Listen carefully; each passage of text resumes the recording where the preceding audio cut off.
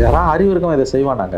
65 ஹிந்தியை திணிச்சாங்க, அது நியாயமான இந்திய எதிர்ப்புன்றாங்க. ஆனால் இப்போ வந்து அது ஹிந்தி கிடையாது, ஆனால் மும்மொழின்றாங்க. 3வது மொழி என்ன டேஷுக்கு நான் கற்றுக்கணும் சொல்லுங்க. அதாவது சொல்லிட்டு பேசுகிறாங்க. மும்மொழின்றது அது ஹிந்தி தான். சத்தியமாக நாங்கள் பை டிஃபால்ட் கூட வளர மாட்டோம். பை நேச்சர் ஏதாவது அதிசயம் நடந்து தமிழ்நாட்டில் பிஜேபி வளரும்னா அதை நாங்களே கெடுத்துருவோம்னு அண்ணாமலையும் தமிழிசையும் கச்சை கட்டிக்கிட்டு வேலை செய்கிறாங்கன்னு தான் இது மூலமாக தெரியுது. வெற்றி பெற முடியாத மாநிலங்களில் வெற்றியை ஈட்டிய அமித்ஷாவுக்கு ஏன் இந்த தமிழ்நாட்டோட உண்மை, அடிப்படை உண்மை புரியல? அல்லது அவங்க இவங்களை கட்டி விட்டாங்களா, நீங்கள் போங்க எக்கடை கட்டு போங்கன்னு முதல் சந்திரபாபு நாயுடு சொல்லியிருக்காரு. ஆங்கிலம் தெரிஞ்சதால் தான் தமிழர்கள் உலகம் முழுவதும் அமெரிக்கா மாதிரியான நாடுகளில் கூட வந்து மிக உயர்ந்த இடங்களில் இருக்காங்க. ஆகவே இந்த அட்வான்டேஜ் ஒரு யூபியில் இருக்கவனுக்கோ, ராஜஸ்தானில், பீகாரில், மத்திய பிரதேசில் இருக்கவனுக்கு இல்லைன்னா அவனுக்கு ஆங்கிலம் தெரியல, ஹிந்தியும் ஒழுங்காக தெரியல. வணக்கம், இது தமிழ் குரலின் சிறப்பு நேர்காணல். இன்றைக்கு நம்மோடு இணைந்திருக்கிறவர் மரியாதைக்குரிய மூத்த பத்திரிகையாளர் மற்றும் அரசியல் திறனாய்வாளர் ஐயா திருமிகு ஆர் மணி அவர்கள். சார் வணக்கம். சார் வணக்கம். தமிழ்நாட்டில் 1 கோடி பேர்கிட்ட கையெழுத்து வாங்கி மும்மொழி கொள்கைக்கு ஆதரவாக பாஜக பிரச்சார இயக்கத்தை தொடங்கி இருக்கிறது. மண்டபத்தில் ஒன்றத்தில் எடுத்து தமிழிசை முதல் கையெழுத்து போட்டு தொடங்கி வச்சுருக்காங்க. நேற்றைக்கு போய் கையெழுத்து வாங்க போகிறன்ற இடத்துல போலீஸாரோட தள்ளுமுள்ளு பிரச்சனைகள் அப்படிங்கிறதையும் பார்க்க முடிகிறது. பிஜேபி இதை ஒரு பொலிட்டிக்கல் விஷயமாக கையில் எடுத்திருப்பதை எப்படி பார்க்குறீங்க சார்? இது பொலிட்டிக்கல் இஷ்யூ தான், அதில் எந்த சந்தேகமே இல்லை. மக்களை பாதிக்கக்கூடிய எல்லா விஷயமும் பொலிட்டிக்கல் இஷ்யூ தான். ஆனால் இந்த இஷ்யூ மக்கள் மத்தியில் அவங்களுக்கு எந்த பலனையும் கொடுக்காது. மக்கள் இதை ஏற்றுக்கொள்ளவும் மாட்டார்கள். ஏன்னா இங்கே லாங்குவேஜ் ஒரு இஷ்யூவே கிடையாது. இருமொழி கொள்கையால் தான் நாம் வெற்றி பெற்றிருக்கிறோம், வளர்ந்திருக்கிறோம். மோடி கவர்மெண்ட்டோட நித்தி ஆயோகோட கணக்கின்படியே முதல் 3 வளர்ச்சியடைந்த மாநிலங்களில் நாம் இருக்கிறோம். தமிழ்நாடு இருக்கிறது. அது 2 மொழி தான், இருமொழி தான் அதற்கு முக்கியமான காரணம். ஒரு மொழி என்கின்ற அளவில் ஹிந்தியோ அல்லது ஹிந்தி தவிர்த்த வேறு ஒரு மொழியோ அதன் அளவில் நமக்கு தமிழ்நாட்டு மாணவர்களுக்கு எந்த முன்னேற்றத்தையும் சத்தியமாக கொண்டு வராது. இன்றைக்கி வந்து இந்த உலகம் எங்கேயோ போயிட்டுருக்குது. சப்ஜெக்ட்ஸ் தான் மெயினே ஒழிய லாங்குவேஜ் வந்து செகண்டரி ஆஸ்பெக்ட் தான். ஒன்றும் இல்லை, நீங்கள் இந்த மொபைலில் இப்போ நீங்கள் குஜராத்தில் போய் இறங்கி இங்கிலீஷில் சொன்னீங்கன்னா அது குஜராத்தில் அப்படியே மொழிபெயர்த்து உங்களுக்கு கொடுத்துரும். ஆகவே அந்த மொழி தெரியாததால் அன்றாட வாழ்க்கையை நடத்தக்கூடிய சிக்கல்கள் என்பது இன்றைக்கு பெரிய அளவில் களையப்பட்டிருக்கிறது. 1 மாதம் இருந்தீங்கன்னா நீங்களே குஜராத்தி பேச ஆரம்பிச்சிடுவீங்க. இது ஒரு பிரச்சனையே கிடையாது. இதை வந்து தமிழ்நாட்டோட வரலாறு தெரியாமல், 100 ஆண்டு கால ஆன்டி ஹிந்தி அஜிடேஷன் வரலாறு தெரியாமல் பாஜக கையில் எடுத்திருப்பது நகைப்புக்குரியது. இவங்க மும்மொழின்னு ரொம்ப நைச்சியமாக வராங்க. ஆக்சுவலாக அது ஹிந்தி மொழி திணிப்பு தான். கேட்டால் என்ன சொல்கிறாங்க, 38 ஹிந்தியை திணிச்சாங்க, அதை நாங்கள் எதிர்க்கிறோம், அது நியாயமான இந்தி எதிர்ப்பு போராட்டம்ன்றாங்க. 65 ஹிந்தியை திணிச்சாங்க, அது நியாயமான இந்தி எதிர்ப்புன்றாங்க. ஆனால் இப்போ வந்து அது ஹிந்தி கிடையாது, ஆனால் மும்மொழின்றாங்க. அதாவது சொல்லிட்டு பேசுகிறாங்க. மும்மொழின்றது அது ஹிந்தி தான். இப்போ இங்கே இருக்க குஜராத்தி படிக்கணும்னு ஆசைப்படுவானா? சரி, பட்னானா அவனுக்கு அவனுக்கு வாத்தியார் எப்படி அமைச்சு கொடுப்பாங்க? அதே மாதிரி வந்து ஊபியில் இருக்கவன் தமிழ் படிக்கணும்னா அங்கே எப்படி இன்ஃப்ராஸ்ட்ரக்சர் ஏற்படுத்த முடியும்? 2வது ஊபியில் இருக்கவன் எதுக்கு தமிழ் படிக்கணும்? அவசியமே இல்லை அவனுக்கு. வட இந்தியா பூரா 2 மொழி கொள்கை கூட இல்லை, வெறும் 1 மொழி இருக்கிறதால தான் அவன் வளராமல் இருக்கான். நம்ம 2 மொழி தமிழும் ஆங்கிலமும் தெரிஞ்சதால வளர்ந்து போகிறோம். ஹிந்தி படிக்கிறவன் படிச்சுக்கிட்டே தான் இருக்கான். இப்போ ஹிந்தி பிரச்சார சபாவுக்கு போனீங்கன்னா ஆண்டுதோறும் 3 லட்சம் பேர் தக்ஷின் பாரத் ஹிந்தி பிரச்சார சபாவில், மகாத்மா காந்தி 1918 துவக்கின ஹிந்தி பிரச்சார சபாவில் ஆண்டுதோறும் 3 லட்சம் பேர் ஹிந்தி படிக்கிறான். சில பேர் விரும்பி பர்பஸ்ஃபுல்லாக படிக்கிறாங்க. வட இந்தியாவில் வேலைக்கு போகணும், சேல்ஸ் லைனில் இருக்கவங்க, அவங்கெல்லாம் எங்களுக்கு ஹிந்தி வேணும், ப்ளஸ் அந்த மொழியை நேசிக்கிறவங்க. இந்தியா பூரா போனால் எனக்கு வந்து அது ஒரு அடிஷ்னல் வெப்பனாக இருக்கும்னு நினைக்கிறான். அது உண்மையும் கூட. ஹிந்தியை தெரிஞ்சுக்கிறதுன்றது ஒரு கூடுதல் பலம். அதை நான் மறுக்கவே இல்லை. இன்றைக்கி இந்தியாவில் இருக்கக்கூடிய ஒரு குடிமகன், குறிப்பாக நாடு முழுவதும் சுற்றுப்பயணம் மேற்கொள்ள வேண்டிய, தன்னுடைய தொழில் காரணமாக, தன்னுடைய வர்த்தகம் காரணமாக இந்தியா முழுவதும் பயணப்பட வேண்டி இருக்கக்கூடிய ஒரு மனிதன், அவன் எந்த துறை சார்ந்தவனாக இருந்தாலும், வக்கீலாக இருக்கலாம், அல்லது டாக்டர்ஸாக இருக்கலாம், பிஸ்னஸ் மேனாக இருக்கலாம், அறிவுஜீவிகளாக இருக்கலாம், பத்திரிகையாளர்களாக இருக்கலாம், இவர்கள் இந்தியா முழுவதும் சுற்றுப்பயணம் செய்யக்கூடிய ஒரு நிர்பந்தம் அவர்களுக்கு இருக்கிறது. அவர்கள் பணிச்சுமை காரணமாக, அல்லது அவர்கள் பல இடங்களை அறிஞ்சுக்கணும் விஷயம் விரும்புகிறாங்க. அதன் காரணமாக அவங்களுக்கு இந்தியா முழுவதும் பயணப்பட வேண்டிய ஒரு தேவை இருக்கும் பொழுது சத்தியமாக ஹிந்தி தெரிந்திருப்பது என்பது மிகப்பெரிய கூடுதல் பலம், மாற்று கருத்துக்கு இடமே இல்லை. ஆனால் இது வந்து 1% அல்லது 2% மக்களுக்கு, கிட்டத்தட்ட 95% மக்கள் வந்து தேவை ஏற்படின்னு அதை கற்றுக்கொள்வார்கள். அது ரொம்ப சுலபமானதும் கூட. 3வது விஷயம், இது ரொம்ப ரொம்ப அடிப்படையிலேயே ஒரு மொழியை கற்றுக்கொள்வது சம்மந்தப்பட்டது கிடையாது. ஒரு மொழியின் ஆதிக்கத்துக்கு எதிரான ஒரு விஷயம் இது வந்து. இதனுடைய 100 ஆண்டு கால வரலாறு தெரிஞ்சதுன்னா அவன் 65 ஆங்கிலத்தை நகர்த்திட்டு ஹிந்தியை கொண்டு வரணும்னு பார்த்தான். சுடுகாடாக போயிருக்கும் தமிழ்நாடு. இன்றைக்கி தமிழும் ஆங்கிலமும் தெரிஞ்சவன் தான் உலகம் முழுவதும் தமிழர்கள் கொடிக்கட்டி பறக்கிறாங்க. நேற்று கூட முதல் நாள் சந்திரபாபு நாயுடு சொல்லியிருக்கார், ஆங்கிலம் தெரிஞ்சதால் தான் தமிழர்கள் உலகம் முழுவதும் அமெரிக்கா மாதிரியான நாடுகளில் கூட வந்து மிக உயர்ந்த இடங்களில் இருக்காங்க. ஆகவே இந்த அட்வான்டேஜ் ஒரு யூபியில் இருக்கவனுக்கோ, ராஜஸ்தானில், பீகாரில், மத்திய பிரதேசில் இருக்கவனுக்கு இல்லைன்னா அவனுக்கு ஆங்கிலம் தெரியல, ஹிந்தியும் ஒழுங்காக தெரியல. இந்த ஒரு இடத்துல இந்த 100 ஆண்டு கால வரலாறு இது புரிஞ்சுக்காம தமிழ்நாடு பிஜேபி 1 கோடி கையெழுத்து மும்மொழி திட்டம் ரொம்ப புத்திசாலித்தமாக பேசுகிறத நினச்சிட்டு அது ஹிந்தி கிடையாது 3வது மொழி என்ன டேஷுக்கு நான் கற்றுக்கணும் அதை சொல்லுங்கள். இப்போ நான் மராட்டியோ குஜராத்தியோ கற்றுக்கணுன்னா ஒரு தனிப்பட்ட எனக்கு அது வந்து ஒரு அந்த இலக்கியம் சம்மந்தப்பட்ட ஒரு விஷயத்தை கற்றுக்கணும்னா நான் தானாக போய் கற்றுக்க போகிறேன். கவர்மெண்ட் எப்படி அதை செய்ய முடியும்? இந்த அடிப்படை புரிதல் இவங்களுக்கு இல்லை. இன்னொன்று இது மொழி சம்மந்தப்பட்டதல்ல, ஒற்றைத்தன்மை சம்மந்தப்பட்டது. நேற்றைக்கு வந்த பிரச்சனை மகாராஷ்டிராவில் RSS மூத்த தலைவர் ஒருவர் மராட்டி மொழியை பற்றி ரொம்ப இழிவாக பேசி மும்பையில் நீங்கள் இருக்கிறதுக்கு மராட்டி அவசியம் பாம்பேயில் இருக்கிறதுக்கு உனக்கு மராட்டி தேவையில்லைன்னு பேசி மிகப்பெரிய அளவில் கொந்தளிச்சு பிஜேபியோட முதலமைச்சர் ஃபட்னாவிஸ் இல்லை மராட்டி தான் எங்கள் உயிர் அப்படின்னு பேச வேண்டிய நிர்பந்தத்திற்கு வந்திருக்காங்க. மராட்டி மொழி பேசுபவர்கள், வங்க மொழி பேசுபவர்கள், கன்னட மொழி பேசுபவர்கள், பஞ்சாபி மொழி பேசுபவர்கள், வட இந்தியா வடகிழக்கு பூரா இருப்பவர்கள், இவங்க எல்லாருமே இந்தி மொழியோட ஆதிக்கத்தை எதிர்த்து தான் நின்றுட்டு இருக்காங்க. நாமும் ஆதிக்கத்தை எதிர்க்கிறோம். மறுபடியும் சொல்கிறேன், ஆதிக்கத்தை தான் எதிர்க்கிறோம். மும்மொழி கொள்கை என்பது மறைமுகமாக இந்தியை திணிக்கக்கூடிய ஒரு முயற்சி என்பது எல்லோருக்குமே இன்று தெரிந்திருக்கிறது. தமிழ்நாட்டில் இன்னொரு விஷயம், ஒரு வாக்கு வங்கி, என்னால் ஒரு விஷயத்தை புரிஞ்சுக்க முடியல. வாக்கு வங்கி அரசில் இருக்கக்கூடிய பாஜக இந்தியா பூரா ஒவ்வொரு மாநிலத்துக்கும் அந்த மாநில உணர்வுகளுக்கு ஏற்ற மாதிரி வேஷம் கட்டி நாடகம் ஆடுது. தமிழ்நாட்டில் மட்டும் ஏன் வந்து தமிழ்நாட்டில் இருக்க பெரும்பாலான மக்களின் 90% 95% மக்களின் உணர்வுகளுக்கு எதிராக பகுத்தறிவுக்கு பொருந்தாத விதத்தில் இந்த ஹிந்தியை ஆதரித்தும், ஹிந்தி மொழி திணிப்பை ஆதரித்தும், மும்மொழிக்கு திணிப்பை ஆதரித்தும், மும்மொழி கொள்கையை ஆதரித்தும் ஏன் பேசுகிறாங்கன்றது என்னால் புரிஞ்சுக்கவே முடியல. அதாவது சத்தியமாக நாங்கள் பை டிஃபால்ட்டு கூட வளர மாட்டோம். பை நேச்சர் ஏதாவது அதிசயம் நடந்து தமிழ்நாட்டில் பிஜேபி வளரும்னா அதை நாங்களே கெடுத்துருவோன்னு அண்ணாமலையும் தமிழிசையும் கச்சை கட்டிக்கிட்டு வேலை செய்கிறாங்கன்னு தான் இது மூலமாக தெரியுது. எப்படி பார்த்தாலும் இந்தியா பூரா வெற்றி பெற்ற இந்த கட்சி தமிழ்நாட்டில் இன்னும் எத்தனை நூற்றாண்டுகள் ஆனாலும் தமிழ்நாட்டில் பிஜேபி வளரவே வளராது என்பதற்கு அண்ணாமலையும் தமிழிசையும் இப்போ பேசுகிற பேச்சுக்களும் மும்மொழி கொள்கையில் அந்த கட்சி எடுத்திருக்க நிலைப்பாடும் சரியான சான்றுகளாக இருக்குது. அந்த கட்சியை சார்ந்த ஒரு வழக்கறிஞர் தேசிய கல்விக் கொள்கையை தமிழ்நாடு, கேரளா, மேற்கு வங்கத்தில் அமல்படுத்தணும்னு கோர்ட்டுக்கு போயிருக்காரு. அதில் இருக்க ரிஸ்க் என்ன? கோர்ட்டு டிஸ்மிஸ் பண்ணிச்சுன்னா அவங்க என்ன பண்ணுவீங்க? இதில் கோர்ட் எப்படி தலையிட முடியும்? அப்போ இந்த மாதிரியான உணர்வுகள் வந்து மக்களோட உணர்வுகளுக்கு, இந்த அணுகுமுறை மக்களோட உணர்வுகளுக்கு 100% எதிராக இருக்கும்போது தமிழ்நாட்டு மக்கள் பிஜேபியை மேலும் மேலும் மேலும் வெறுப்பார்கள். பிஜேபி மீதான அந்த வெறுப்புணர்வு நாளும் பொழுதும் தமிழகத்தில் வளர்ந்து கொண்டிருக்கிறது. தமிழிசை சவுந்தரராஜன் நேற்று செய்த காட்சிகளை எல்லாம் பார்க்கும்போது அருவருப்பாக இருக்கிறது. ஒரு படித்தவர், ஒரு தொழில்முறை மருத்துவர், இப்போ அவங்க சொல்லுவாங்க, அந்த அம்மா ஒரு சிசேரியன் ஆப்ரேஷன் பண்ணாங்கன்னா 1 லட்ச ரூபாய் ஃபீஸ் வாங்குவாங்க ஒரு நாளைக்கு. லட்சக்கணக்கில் சம்பாதிக்கக்கூடிய ஒரு திறமையான மருத்துவர் இது வந்து ரோட்டில் இறங்கி போலீஸோட சண்டை போட்டுன்னு இருக்காங்க. எந்த இஷ்யூக்கு? ஒரு நான் இஷ்யூக்கு சண்டை போட்டுக்கிட்டு இருக்காங்க. மக்களை தான் நீ மும்மொழி கொள்கையை பரப்புறதுக்கு போய் கையெழுத்துன்னு போட்டிங்கன்னா, நான் மறுபடியும் சொல்கிறேன், அதுக்கான உரிமை அந்த கட்சிக்கு இருக்குது, அதை நான் மறுக்கல. ஆனால் இது மக்கள் மத்தியில் மிகப்பெரிய அளவில் அவங்களை இன்னமும் தனிமைப்படுத்துன்ற புரிதல் அந்த கட்சியில் ஒருத்தருக்குமே இல்லாதது ஆச்சரியமாக இருக்கும். அவங்க இப்படியே இருக்கணும், அப்போ தான் அந்த கட்சி வளராமல் இருக்கும். அதான் தமிழ்நாட்டுக்கு நல்லது. அது வேறு விஷயம். ஆனால் மற்ற மாநிலங்களில் வந்து சாதுரியமாக காய்களை நகர்த்தி கட்சியை வளர்த்தவர்கள் தமிழ்நாட்டில் மட்டும் நாளும் பொழுதும் கீழே போயிட்டு இருக்காங்களே என்பது தான் வந்து ஆச்சரியமாக இருக்குது. இன்றைக்கு ஒரு வீடியோ மார்னிங்லேருந்து வைரலாக இருக்குது. ஸ்கூலுக்கு போகிற பிள்ளைகளை கூப்பிட்டு ஆளுக்கு ஒரு பிஸ்கெட்டை கொடுத்து கையெழுத்து போடுங்கன்னு வாங்கிட்டு இருக்காங்க. கம்ப்ளீட்டாக எல்லா மீடியாஸும் அதை கவர் பண்ணி எடுத்து போட்டுட்டாங்க. இப்போ பள்ளிக்கல்வித்துறை அமைச்சர் அப்படிலாம் பண்ணிங்கன்னா நாங்கள் நடவடிக்கை எடுப்போம், கட்டாயப்படுத்தி கையெழுத்து வாங்குறதை அனுமதிக்க முடியாதுன்னு இப்போ அவர் அங்கேருந்து வார்னிங் கொடுக்கக்கூடிய ஒரு சூழல் வருது. இது அவங்க ப்ரொபகேண்டாவாக ஒரு பிரச்சார இயக்கமாக இல்லை வீடு வீடாக போய் பிரச்சாரம் பண்ணால் நம்மளால் புரிஞ்சிக்க முடியுது.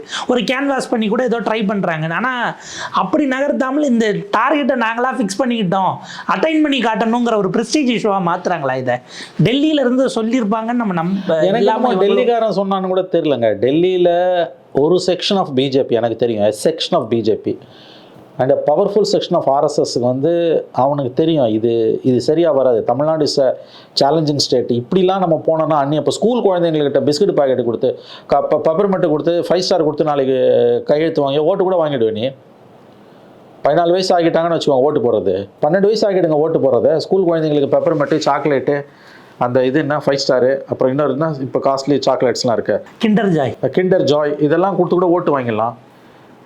பகுத்தறிவுக்கு பொருந்தாத விதத்தில் காய்களை நகர்த்தி கொண்டிருக்கிறது பாஜக. ஸ்கூல் பசங்க கிட்ட போய் பிஸ்கெட்டை கொடுத்து ஓட்டு வாங்குறேன்னா யாராவது அறிவு இருக்கவங்க இதை செய்வானாங்க? என்ன கட்சிங்க நடத்துகிறாங்க அவங்க? தமிழ்நாட்டில் 3 மொழி வேணும்னா 6 மொழிகளில் வெப்சைட் தொடங்கியிருக்காங்க. நீங்கள் வந்து டிஜிட்டலாக சைன் பண்ணலாமா? இது இன்னும் வெறுப்பை தாங்க வழக்கம். ஸ்கூல் குழந்தைங்க கிட்ட போய் பிஸ்கெட் பாக்கெட்டை கொடுத்தீங்கன்னா எல்லாம் சிரிப்பான். முதல்ல 18 வயசு கீழே இருக்கவங்ககிட்ட நீ கையெழுத்து வாங்கல அந்த மாதிரி கேம்பெயினில் அவங்களை ஈடுபடுத்தலாமா என்னன்றது எனக்கு தெரியல.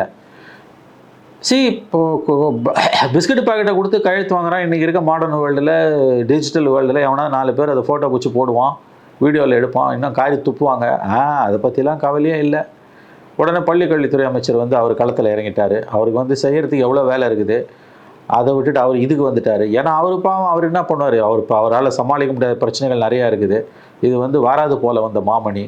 எனக்கு ஆனால் ஒன்று தோணுது வளவன், அதாவது இவங்க பண்ணுற இத்தனை கூத்தியும் பார்க்கும்போது அகில இந்திய பாஜக அல்லது தமிழ்நாடு பாஜக with the blessings of ATM, அதாவது அகில இந்திய பாஜகவோட ஆசீர்வாதத்தோடையோ அல்லது ஆசீர்வாதம் இல்லாமலோ தமிழ்நாடு பாஜக 2026 மறுபடியும் திமுகவை எப்பாடுபட்டாவது ஆட்சியில் உட்கார வைப்போம்னு சத்தியம் செய்து கொண்டு வேலை செய்வதாக எனக்கு தோணுது. குறைஞ்சபட்ச அறிவு இருக்கவங்க கூட வந்து இந்த மாதிரி ஒரு பாலிடிக்ஸ் பண்ண மாட்டான். தமிழ்நாடு மாதிரி ஒரு ஸ்டேட்டில் இது ரொம்ப சென்சிட்டிவான ஒரு இஷ்யூ. இதை போய் குழந்தைங்கள, ஸ்கூல் குழந்தைங்கிட்ட பிஸ்கட்டு கொடுத்து ஓட்டு நீ கையெழுத்து வாங்குறதா காரி துப்புவான். இவங்களுக்கு எதிராக திரும்பும். நீங்கள் வந்து இருக்கிற ஓட்டையும் இழந்துட்டு நிற்பீங்க. நாளைக்கு உங்கள் கூட கூட்டணி சேர்ற கட்சிங்களுக்கு பெரிய நெருக்கடி வரும். அப்படியே மீறி சேர்ந்தாலும் 96 ஜெயலலிதா நரசிம்மராவ் சேர்ந்த மாதிரி சைபர் ஆவீங்க. இந்த எந்த புரிதலும் இல்லாமல் மற்ற மாநிலங்கள்லாம் வந்து காய்களை பிரமாதமாக நகர்த்தி வெற்றி பெற முடியாத மாநிலங்களில் வெற்றியை ஈட்டிய அமித்ஷாவுக்கு ஏன் இந்த தமிழ்நாட்டோட உண்மை, அடிப்படை உண்மை புரியல? அல்லது அவங்க இவங்களை கட்டி விட்டாங்களா, நீங்கள் போங்க எக்கடக்கட்டு போங்கன்னு? இதெல்லாம் எனக்கு தெரிஞ்சு ஷார்ப்பு பிஜேபி மைண்ட் இதை அலோவ் பண்ணாதுங்க. ஏன்னா அவங்களுக்கு வெற்றி தாங்க முக்கியம். நீங்கள் 14 வருஷமாக அவங்க தொடர்ந்து ஜெயிக்கிறதுக்கான காரணங்களை பார்த்தீங்கன்னா ஒவ்வொரு மாநிலத்துக்கும் ஏற்ற ஸ்ட்ராட்டஜியை வகுக்கிறாங்க.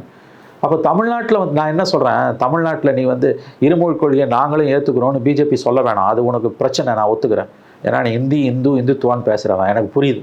சமஸ்கிருதம் உனக்கு உயிர் மூச்சு, அதோட முதல் வடிவம் தான் ஹிந்தி. அதனால் நீ வந்து இருமொழி கொள்கையை ஏற்றுக்க முடியாது, நான் புரிஞ்சுக்கிறேன். குறைஞ்சபட்சம் அதை தொடாமலாது இருக்கலாம்ல. நீங்களே போய் இதை தொட்டு ஏன் தலையில் மண்ணள்ளி போட்டுக்கிறீங்க? பட் டிஃபால்ட்டாக கூட பிஜேபி வளர்றத தமிழ்நாடு பிஜேபியோட தலைவர்களே கெடுத்துருவாங்கன்னு தான் இப்படி நமக்கு இதை பார்க்கும்போது தோணுது. This is absolute nonsense. அதுவும் எனக்கு புரியாத விஷயம், 3 முறை தொடர்ந்து இந்தியாவில் ஆட்சியை தக்க வச்ச ஒரு கட்சி மேற்கவங்க மாதிரி மாநிலத்தில் வந்து கிட்டத்தட்ட 78-80 சீட்டு வாங்கி பிரதான எதிர்கட்சியாக வந்திருக்க ஒரு கட்சி இப்படி தமிழ்நாட்டில் இவ்வளோ பெரிய தப்பை பண்ணுறாங்க. அந்தந்த மண்ணுக்கு உரிய குணாம்சங்கள் அரசியலில் இருக்கும். ஜஸ்ட் ஆப்போசிட்டாக எப்படி இருக்காங்கன்னு என்னால் புரிஞ்சிக்கவே முடியல. இந்த இஷ்யூலாம் அவங்களுக்கு பூமராங் தான் ஆகும். இப்போ நேற்று போய் கோர்ட்டில் யாரோ ஒருத்தர் கேஸ் போட்டிருக்காரு, சுப்ரீம் கோர்ட்டில் பப்ளிக் இன்ட்ரெஸ்ட் போட்டிருக்காரு. அங்கே டிஸ்மிஸ் பண்ணி ஸ்ட்ரிக்சர்ஸ் பாஸ் பண்ண அசிங்கமாக இல்லை உங்களுக்கு? இதெல்லாம் என்ன பாலிடிக்ஸ் உங்களுக்கு? போய் ரோட்டில் இறங்கி சண்டை போட போகிறீங்க. நீங்கள் மும்மொழி கொள்கைன்னு போனீங்கன்னா அவன் வேணான்னு வந்து நிற்பான். திமுக அடித்தடி ஆகும். நீங்கள் உங்களுக்கு சாதகமான இடங்களில் கையெழுத்தை வாங்கிக்கலாம். அங்கே போய் அந்த ஸ்கூல்ஸில் வந்து உங்கள் பிஜேபிக்காரர்கள் நடத்தக்கூடிய ஸ்கூல்ஸில் கையெழுத்து வாங்கலாம். Doesn't make any sense. அதுக்கு எந்த அர்த்தமும் கிடையாது. அதுவும் கூட மைனஸ் கிட்டங்கிறது எப்படி வாங்குவோம் எனக்கு அது புரியல. ரைட், அது நீ ஓகேனா இருந்தால் கையெழுத்து ஒழுங்காக வாங்கணும். பிஸ்கட் பாக்கெட்டை கொடுத்து எது கையெழுத்து வாங்குற? அவன் இருமொழி கொள்கை வேணான்னு சாக்லேட்டை கொடுத்தா அதுக்கு தான் கையெழுத்து போடுவான் அவன். இதுக்கு எதனா அர்த்தம் இருக்கா? எனவே அவங்க பாலிடிக்ஸ் நமக்கு சுத்தமாக புரியல. அவங்க இந்தியா முழுவதும் வெற்றி பெற்ற பிஜேபிக்கு தமிழ்நாடு ஒரு சேலஞ்சிங் ஸ்டேட். ராகுல் காந்தி சொன்னதான், யூ கேன் நெவர் வின் தமிழ்நாடுன்னு ராகுல் காந்தி சொன்னார். உண்மை அது. தமிழ்நாட்டை பொறுத்த வரைக்கும் பிஜேபி மூர்க்கர்களாக, சிறிதளவு கூட மனிதாபிமானம் இல்லாமல், புரிதல் இல்லாத, தமிழக அரசியலை பற்றிய புரிதல் இல்லாதவர்களாக இருந்து கொண்டிருக்கிறார். உனக்கு கட்சி தானே வளரணும், நான் கேட்குறேன். அதுக்கு எவ்வளோ விஷயம் இருக்குது. இதை ஏன் தொடர்றேன்? நாளைக்கு தமிழ்நாட்டில் ஆட்சியில் உட்காந்துட்டு பண்ணிங்கன்னா கூட அதுக்கு ஒரு அர்த்தம் உண்டு. நான் சொல்கிறேன், நாளைக்கு பிஜேபி அதிமுகவோட கூட்டணி வச்சு அந்த அதிமுக பிஜேபி கூட்டணி ஆட்சியை பிடிச்சி ஒருவேளை அதிமுக அமைச்சரவையில் பிஜேபிக்கு 2 மந்திரி வந்தான்னு வச்சுக்கோங்க, அப்போ நீ வந்து சைடில் இதை புகுத்துறதுக்கு ஈஸி. பாலிசியாக நீங்கள் அதை பாலிசியாக கொண்டு வரலாம். அனௌன்ஸ் பண்ணாமலும் பேக்டோர் வழியாக கொண்டு வரலாம். இதுதான் வேறு இடங்களில் அவங்க பண்ண ஸ்ட்ராட்டஜி. இன்றைக்கி உங்கள் கூட்டணி கட்சி ஒருத்தம் கூட உங்கள் கூட இல்லை. உங்கள் என்டிஏல இருக்க ஒருத்தம் கூட இல்லை உங்கள் கூட. தனி மரமாக நீங்கள் நிற்கிறீங்க. இன்றைக்கி இன்னும் மக்கள் வெறுப்பை தான் சம்பாதிக்கிறீங்க. இந்தியா பூரா ஜெயித்த ஒரு கட்சிக்கு எதுக்கு இந்த அணுகுமுறை தான் எனக்கு புரியல. இதற்கு நடுவில் அண்ணாமலை அவர் எதுக்கு ஃபால்ஸ் கிளைம் பண்ணாருன்னு தெரியல. மோடிக்கு தமிழ் மேலே எவ்வளோ பட்டனா, அவர் தமிழ்நாடு வந்தால் ஹிந்திலே பேச மாட்டார், இங்கிலீஷில் தான் பேசுவார்னு அவர் சொல்லி போன பார்லிமெண்ட் எலெக்ஷனில் ஒவ்வொரு முறை வந்தப்பையும் பேசினது எல்லாத்தையும் எடுத்து அவர் ஹிந்தியில் பேசினதெல்லாம் எடுத்து எதிர் கேம்பெயினாக ஓட்டிக்கிட்டு இருக்காங்க. இந்த மாதிரியான கிளைம்ஸை அவர் தான் நான் சொல்லுனேன். பிஜேபியை உள்ளேருந்தே அண்ணாமலை அழித்து கொண்டிருக்கிறார். 26 திமுகவை எப்படியாவது மீண்டும் ஆட்சியில் அமராமல் நான் ஓய மாட்டேன் என்று அண்ணாமலை சத்தியம் செய்து கொண்டிருக்கிறார். அந்த சத்தியத்திற்கு நம்முடைய தமிழிசை சவுந்தரராஜனும் உறுதுணையாக இருக்கிறார். அதனால தான் இவங்க மக்களுக்கு சற்றும் சம்பந்தமே இல்லாத திமுக மீது இன்றைக்கி மக்கள் இருக்கக்கூடிய வெறுப்பை மடைமாற்றம் செய்யக்கூடிய விதத்தில் மும்மொழி பிரச்சனையை கையில் எடுத்துகிட்டு கையெழுத்து வாங்குறேன், அது வாங்குறேன், இது வாங்குறேன்னு போகிறாங்க. இது கண்டிப்பாக பிஜேபி மேலே இன்னமும் வெறுப்பை வளர்க்கும். பிஜேபி மேலே வெறுப்பு வளர்ந்துன்னா அதோட பலன் திமுகவுக்கு போகும். எப்பயுமே ஒருத்தர் வித்தியாசமாக எக்ஸென்ட்ரிக்காக ஏதாவது பண்ணுறாருன்னா அதோட பலனாளி யாருன்னு நம்ம பார்க்கணும். பிஜேபியோட தமிழ்நாடு பிஜேபியோட இந்த பாலிடிக்ஸால் பலனடைய போகிறது திமுக. அப்போ அண்ணாமலையும் தமிழிசையும் யாருக்காக வேலை செய்கிறாங்க? தமிழ்நாடு பிஜேபி யாருக்காக வேலை செய்யுது? திமுகவுக்காக வேலை செய்யுது. பெரும்பாலான கட்சிகள் திமுகவோட நேரடியாக கூட்டணியில் இருக்காங்க. பிஜேபி மறைமுகமாக திமுகவோட கூட்டணியில் இருக்குது. தமிழ்நாடு பிஜேபி அப்படி தான் எனக்கு தோணுது. 26 எப்படியும் நான் 5 வருஷத்தை 1 வருஷம் இருக்குது, ஆன்டி இன்கம்பன்சி இப்போயே நிறையா இருக்குது, அடுத்த வருஷம் நேரம் 10 எரியும். 5 வருஷம் பொறுத்து திமுக மக்கள் மன்றத்தில் போகும்போது எவ்வளவுதான் ஆன்டி இன்கம்பன்சி இருந்தாலும் திமுக தோற்கடிக்கப்பட்டு விடக்கூடாது. அன்பு சகோதரர் முத்துவேல் கருணாநிதி ஸ்டாலின் 2வது முறையாக முதலமைச்சராக பதவியேற்பதை நம்முடைய நண்பர் அண்ணாமலை மிகவும் விரும்புகிறார் என்று நன்றாகவே தெரிகிறது. அதனால் எப்பாடுபட்டாது திமுகவை ஸ்டாலினை மீண்டும் அடுத்த முறை அரியணை ஏற்றாமல் ஓய மாட்டேன் என்று அண்ணாமலை சத்தியம் செய்து கொண்டு வேலை செய்கிறார் என்று தான் எனக்கு படுகிறது. இந்த அரிய பணியில், அரிய திருப்பணியில் அவருடைய அன்பு சகோதரி டாக்டர் தமிழிசையும் அவருடன் சேர்ந்து கொண்டு விட்டார். இல்லாட்டி இது என்னங்க அரசியல்? காரி துப்புவாங்க வேணா, அது பார்த்தானே. இதுவாங்க அரசியல்? ஒரு ஆளணும் வளரணும்னு நினைப்புள்ள ஒரு கட்சி, அதிகாரத்தை விரும்புகிற கட்சி, நினைச்சே பார்க்க முடியாத ரொம்ப ஒரு மலிவான முட்டாள்தனமான அரசியலை பிஜேபி பண்ணிகிட்டு இருக்கு. யாராவது இந்த இஷ்யூவை கையில் எடுப்பானடா? இது உங்களுக்கு எதிராக திரும்பும், ஒட்டுமொத்த சமூகமும் உங்களுக்கு எதிராக திரும்பும். ஸ்கூல் குழந்தைங்களுக்கு பிஸ்கட் பாக்கெட் ஊற்று கழுத்து வாங்குறேன்னா காரி துப்புவான். இந்த அறிவு கூட அவங்களுக்கு இல்லாமல் போச்சு. மற்ற மாநிலங்களில் அவங்க இப்படி இல்லைங்க. எனக்கு அதுதான் நான் ஏன் இதை திரும்ப திரும்ப சொல்லுங்கன்னா, கடந்த 10 ஆண்டுகளில் பெரிய அளவில் அவங்க வளர்ந்துருக்காங்க. 3வது முறை நான் காங்கிரஸ் கவர்மெண்ட் ஆட்சியை பிடிக்கிறதுன்றது அவ்வளோ சாதாரணமான விஷயம் இல்லை. இன்னமும் மோடியோட செல்வாக்கு அப்படியே தான் இருக்குது. பெரிய அளவில் அது சரியில்லை. இன்னமும் மோடியோட செல்வாக்கு பெரிய அளவில் சரியில்லை, தேசிய அளவில் அப்படியே தான் இருக்குது. ஆனால் தமிழ்நாட்டில் மட்டும் ஏன் கீழே கீழே கீழே கீழே போகிறாங்க அவங்க? அதை தான் நான் சொல்கிறேன். பை டிஃபால்ட் வளர்றதா இருந்தால் கூட அண்ணாமலை அவரே அதை அழிச்சு ஓடிச்சுடுவார். மக்களுடைய வாய்ஸை நீங்கள் எடுத்தீங்கன்னா உங்களுக்கு ஸ்பேஸ் குரோயிங்கானது கிடைக்கும். நீங்கள் இது ஒரு இஷ்யூவே இல்லையே இங்க. மக்கள் எதிராக யாராவது போய் நிற்கிறானா? நான் கேட்குறேன். இந்திக்கு எதிராக நீ திணிக்கிறேன்னு சொன்னதுனால தான் தாரை எடுத்துகிட்டு போய் அழிக்கிறான். அது அதர்வைஸ் யாராவது இந்திக்கு எதிராக நிற்கிறாங்களா? அது ஒரு பிரச்சனையே இல்லை. படிக்கிறவன் படிச்சுட்டு போகிறான், அதை யாருமே தடுக்கல. இல்லை அந்த மக்களுக்கு எதிராக எங்கள் வன்முறை நிகழ்வுது. ஒரு டிஸ்கோர்ஸாகவே பப்ளிக் அது டிஸ்கோர்ஸே இல்லை. பிஜேபி நான் ஏற்றுக்கிறதுக்கும் ஏற்றுக்காமல் போகிறதுக்கும் எனக்கு ஹிந்தி ஒரு பிரச்சனையே இல்லை. நீ படித்தா படிக்காட்டி போதும், உன் விருப்பம். நீ இதை கொண்டு வந்து திணிக்கும் போது ஒட்டுமொத்த தமிழகமும் உனக்கு எதிராக திரும்புதில்லை. உன் கூட்டணி கட்சி அத்தனை பேர் உனக்கு எதிராக இருக்கான்ல. அன்புமணி ராமதாஸ் திரும்ப எல்லாரும் சொல்கிறாங்க குடும்பத்தெல்லாம். அப்போ எல்லாருக்குமே அந்த நெருக்கடி இருக்கும்போது எதுக்கு நீ இதை செய்கிற? இது என்ன அரசியல்? இது கடந்த காலங்கள் அவங்க இப்படிலாம் பண்ணதில்லை. அதுதான் அது அவர்கள் அந்த மூர்க்கமான அந்த ஆணவத்துடன், இந்துத்துவ ஆணவத்துடன் தமிழ்நாட்டை அணுகிறாங்க. இது பேரழிவு தான் அவங்களை கொண்டு வரும். அது நல்லது தமிழ்நாட்டுக்கு. சார், அமித்ஷா அவர்கள் இன்றைக்கு இங்கே இருக்கக்கூடிய சிஏஎஸ்எஃப் அரக்கோணத்துக்கு பக்கத்தில் அங்கே இருக்கக்கூடிய தலக்கோணத்தில் இருக்கக்கூடிய சிஏஎஸ்எஃப் அந்த ட்ரைனிங் சென்டருக்கு சங்க இலக்கியத்தில் பாடப்பெற்ற சோழர் பரம்பரையைச் சேர்ந்த ராஜா ஆதித்தர் அப்படிங்கிற ஒரு ராஜாவினுடைய பேரை சூட்டியிருக்கார் அப்படின்னு அண்ணாமலை நன்றியெல்லாம் தெரிவிச்சிருக்காரு. திரும்ப செங்கோல் இல்லை இப்போ ஒரு சோழ மன்னருடைய பெயரை நாங்கள் சிஏஎஸ்எஃப்க்கு கொடுக்குறோம் அப்படிங்கிறது, இதெல்லாம் இங்கே அந்த ட்ரெடிஷனோட கனெக்ட் ஆகி வளர்ந்துருவோங்கிற ஒரு நம்பிக்கையோடு அவங்க பார்க்குறாங்க. அப்படி தான் பண்ணுறாங்க. ஆனால் அதில் இருக்க புத்தியை பாருங்கள். மன்னரோட பேரெல்லாம் எதுக்கு சொல்கிறா? எந்த மன்னரும் ஒன்றும் ஓகியம் கிடையாது. எல்லா மன்னர்களும் மக்களுக்கு விரோதமாக ஆட்சி பண்ணவும் தான். அதில் எந்த சந்தேகமும் வேணாம். எந்த மன்னரையும் எந்த மன்னராட்சியும் நம்ம வியந்து போற்றவே முடியாது. மக்களாட்சி எதிரி மன்னராட்சி. மக்களாட்சியிலேருந்து மருவியது தான் மன்னராட்சி. எந்த ராஜாவையும், ராஜராஜ சோழன் உட்பட யாரையும் புகழ்ந்தெல்லாம் பேச முடியாது. அதை கடந்து போகலாமே ஒழிய பேச முடியாது. நீ தமிழில் இருக்கக்கூடிய புலவர்களோ அல்லது மிகப்பெரிய கவிஞர்களோ எழுத்தாளர்களோ அவங்க பேரை வச்சிங்கன்னா ஓகே. திரும்ப அந்த மன்னராட்சி எடுக்கிறது, மன்னராட்சியின் விழுமியங்களை தான் இவங்க விரும்புகிறாங்க. இருக்கிறதெல்லாம் கிடைக்கணும்னு போய் செங்கோலை வச்சாங்கல்ல. செங்கோல் இருக்க வேண்டிய இடம் மியூசியம், பார்லிமெண்ட்டு கிடையாது. செங்கோல் எதனுடைய அறிகுறி? மன்னராட்சியின் அறிகுறி. மக்கள் ஆட்சியில் மன்னராட்சியின் விழுமியங்களுக்கு எதுக்குடா இடம்? செங்கோல் இருக்க வேண்டிய இடம் மியூசியம். அதை தான் ஜவஹர்லால் நேரு ரொம்ப தெளிவாக கொண்டு போய் வச்சார். இப்போ அடுத்து என்ன பேரை வைக்கிற? நீ ஒரு சோழராஜாவோட பேர் எதுக்கு வைக்கிற? திருப்பூர் குமரன் பேரை வைய, மகாகவி பாரதி பேரை வைய, இல்லை எத்தனையோ சுதந்திர போராட்ட தியாகிகள் இருக்காங்க. கோப்டெக்ஸ் மாளிகைக்கு பேர் வைக்கும்போது தில்லையாடி வள்ளியம்மை மாளிகைன்னு தான் வச்சாங்க. ஏன்னா தென்னாப்பிரிக்காவில் மகாத்மா காந்திக்கு உறுதுணையாக இருந்து தன்னுடைய 16 வயதில் 16க்கும் குறைவான வயதில் வெள்ளை ஆதிக்கத்துக்கு எதிராக உயிர் துறந்த அந்த இளம் பெண்ணோட பெயரை வச்சாங்க, காலத்துக்கும் நிற்கணுன்ட்டு. சுதந்திர போராட்ட காலத்தில் வெள்ளையனுக்கு எதிராக போராடிய, இந்த மண்ணின் விடுதலைக்காக, இந்தியாவின் விடுதலைக்காக போராடிய எத்தனையோ தமிழ்நாட்டில் பிறந்த தியாகிகள் இருக்காங்க. அவங்க பேரை வைங்க. எதுக்கு நீங்கள் வந்து ராஜராஜ சோழன் பேரையும் அவங்க பேரன் பேரையும் வைக்கிறீங்க? அப்போ உங்கள் புத்தி மன்னராட்சி. உங்களுக்கு ஜனநாயகம் மிகப்பெரிய ஆபத்து. ஜனநாயகம் உங்களுக்கு எதிரானது, உங்களுக்கு வேம்பா அது கசக்குது. அதனால தான் இதெல்லாம் நீங்கள் செய்கிறீங்க.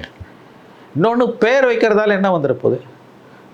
அமெரிக்காவில் யூஎனில் போய் பிரதம மந்திரி 2 வார்த்தை பேசினார்னா பேசிட்டா தீர்ந்து போச்சா? நீங்கள் கண்டினியூஸாக வந்து நிதி ஒதுக்கீடை குறைக்கிற, இங்க இருக்கக்கூடிய பிஎம் ஸ்ரீ ஸ்கூல்ஸ்ல ஒரு தமிழ் ஆசிரியர் கூட நீங்க நியமிக்கல. அப்புறம் என்ன பேச்சு? எத்தனை நாளைக்கு இந்த ஏமாற்று வித்தியை நடத்துவீங்க? பேர் வச்சுட்டா போதுமா? பேர் வைக்கிறதால என்னங்க பிரயோஜனம்? அது மன்னர் பேராக இருக்கட்டும், எவன் பேராக இருக்கட்டும். நடைமுறையில் தமிழ்நாட்டுக்கும் தமிழர்களுக்குமான காரியங்களை நீங்கள் என்ன செஞ்சீங்க? குவான்டிட்டேட்டிவாக அதான் என்ன நீங்கள் பண்ணீங்க? நீங்கள் நடைமுறையில் சராசரி தமிழ்நாட்டில் வசிக்கக்கூடிய ஒரு மனிதனோட வாழ்க்கையை உயர்த்துவதற்கு என்ன பண்ணீங்க? அவருடைய கலாச்சாரத்தை காப்பாற்றுறதுக்கு என்ன பண்ணீங்க? ரொம்ப அழகாக ஸ்டாலின் அந்த ஸ்டேட்மெண்ட்டில் சொன்னார்ல, ட்ரெயினோட பேரெல்லாம் வந்து Cholan express, Pallavan express, Muthunagar express, Pothigai அழகாக இருந்தது. தூக்கின்னு வந்து வந்தே பாரத், தேஜஸ், வட இந்திய பேராக வைக்கிற. இதை தானே நீ வைக்கணும் இன்னைக்கு. இதுவுமே டிடி தமிழ் ஆயிடுச்சு. பொதிகை இருந்தது டிடின்னு மாத்திரம் இல்லை, அதுக்கு காவி கலருங்கிற லோகோ வரைக்கும் நீங்க மாத்தினல. சென்னை டெலிஃபோன்ஸ் பிஎஸ்என்எல்னு மாத்தினல. அப்போ இந்த திணிப்பெல்லாம் நீ பண்ணிட்டு தமிழை வளர்க்குறேன்னா யாருக்கு அதில் பூ சுத்துறீங்க? மக்கள் உங்களை எப்படி ஏற்றுப்பாங்க? மக்களால் தமிழகத்தில் முழுவதுமாக நிராகரிக்கப்பட்ட பாஜக மேலும் மேலும் தொடர்ந்து முற்றிலும் நிராகரிக்கப்படும்.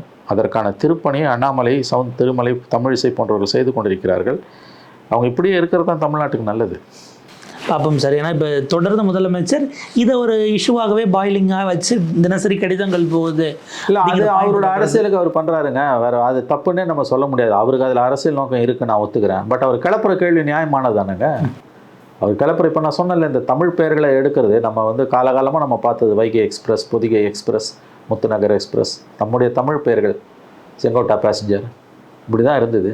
அதை கொண்டு வந்து இன்றைக்கி முழுக்க வட இந்திய பெயர்களாக மாற்றுறீங்கன்னா அது எந்த விதத்தில் நியாயம்? அதெல்லாம் வரி கட்டுறது நம்ம.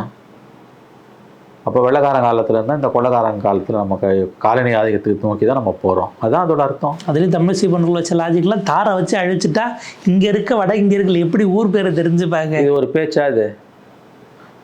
இது ஒரு பேச்சா? ஹிந்தி தெரிஞ்ச ஆஃபீஸரை கொண்டு வந்து ஃப்ரண்ட் ஆஃபீஸில் போட்டிருக்கானே.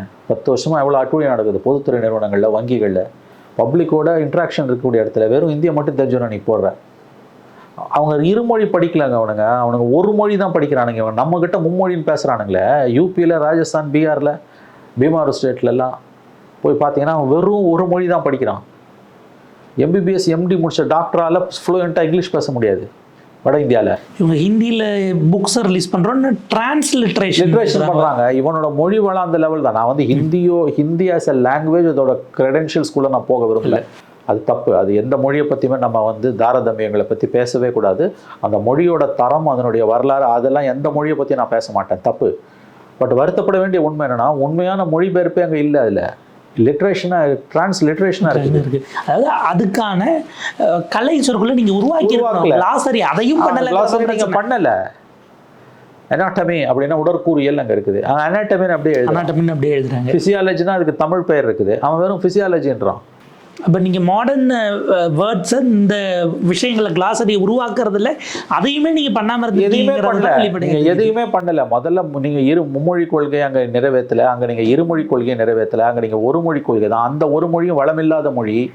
அதில் ஆங்கில சொற்கள் அப்படியே இருக்குது. சர்ஜரி அப்படின்னு போடுறான். ஆகவே இந்த இதில் வந்து அவன் லெவலுக்கு நம்மளை இழுக்கிறான். என் லெவலுக்கு நீங்கள் வாடான்றோம். நீ என் லெவலுக்கு வானுக்கே பூச்சி இழுக்கிறான், காலை பூச்சி இழுக்கிறான். அதான் நடந்துகிட்டு இருக்குது. பார்ப்போம் சார், இது அடுத்த கட்டங்களுக்கு எப்படி போகுது அப்படின்னு. உங்களுடைய நேரத்துக்கும் கருத்துக்களுக்கும் மிக்க நன்றி. நன்றி சார்.